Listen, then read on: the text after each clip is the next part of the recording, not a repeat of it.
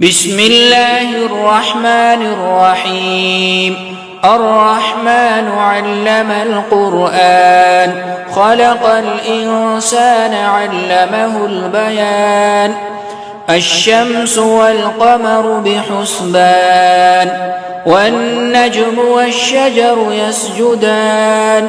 والسماء رفعها ووضع الميزان ألا تطغوا في الميزان، وأقيموا الوزن بالقسط ولا تخسروا الميزان. والأرض وضعها للأنام، فيها فاكهة والنخل ذات الأكمام، والحب ذو العصف والريحان. فبأي آلاء ربكما تكذبان؟ خلق الإنسان من صلصال كالفخار، وخلق الجان من مارج من نار. فبأي آلاء ربكما تكذبان؟ رب المشرقين ورب المغربين، فبأي آلاء ربكما تكذبان؟ مرج البحرين يلتقيان، بينهما برزخ لا يبغيان. فبأي آلاء ربكما تكذبان؟ يخرج منهما اللؤلؤ والمرجان. فبأي آلاء ربكما تكذبان؟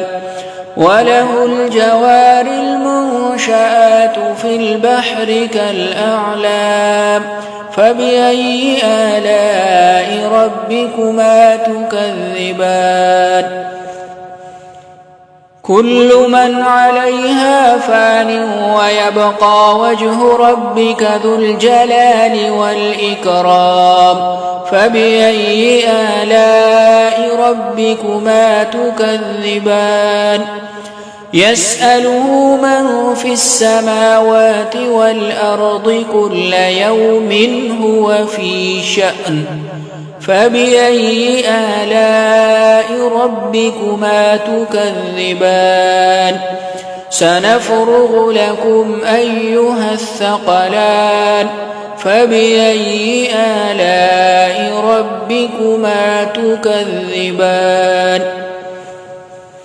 يا معشر الجن والإنس إن استطعتم أن تنفذوا من أقطار السماوات والأرض فانفذوا، لا تنفذون إلا بسلطان.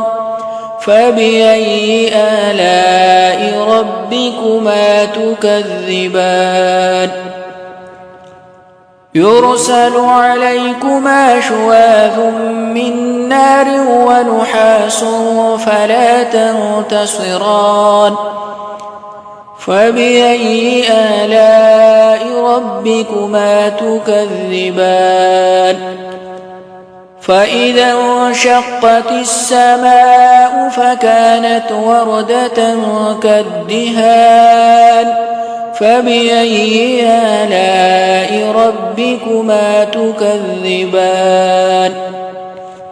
فيومئذ لا يسأل عن ذنبه إنس ولا جان. فبأي آلاء ربكما تكذبان؟ يعرف المجرمون بسيماهم فيؤخذ بالنواصي والأقدام. فبأي آلاء ربكما تكذبان؟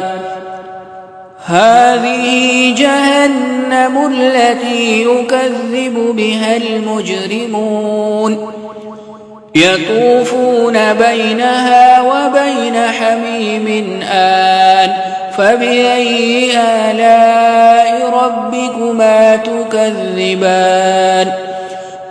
ولمن خاف مقام ربه جنتان فبأي آلاء ربكما تكذبان ذواتا أفنان فبأي آلاء ربكما تكذبان فيهما عينان تجريان فبأي آلاء ربكما تكذبان فيهما من كل فاكهة زوجان فبأي آلاء ربكما تكذبان متكئين على فرش بطائنها من استبرق وجنى الجنتين دان فبأي آلاء ربكما تكذبان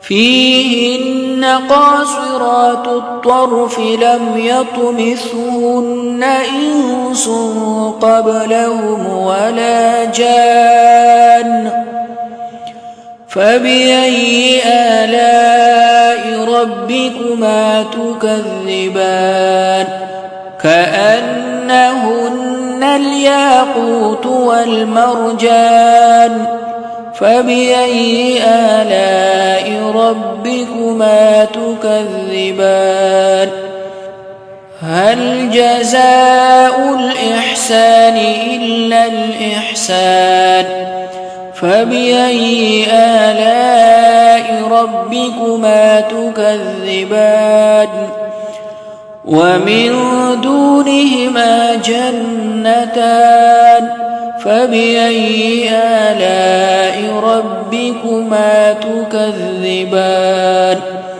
مدهامتان فبأي آلاء ربكما تكذبان فيهما عينان نضاختان فبأي آلاء ربكما تكذبان فيهما فاكهة ونخل ورمان فبأي آلاء ربكما تكذبان فيهن خيرات حسان فبأي آلاء ربكما تكذبان حور مقصورات في الخيام فبأي آلاء ربكما تكذبان لم يطمثهن إنس قبلهم ولا جان فبأي آلاء ربكما تكذبان متكئين على رفرف خضر وعبقري حسان فبأي آلاء ربكما تكذبان تبارك اسم ربك ذي الجلال والإكرام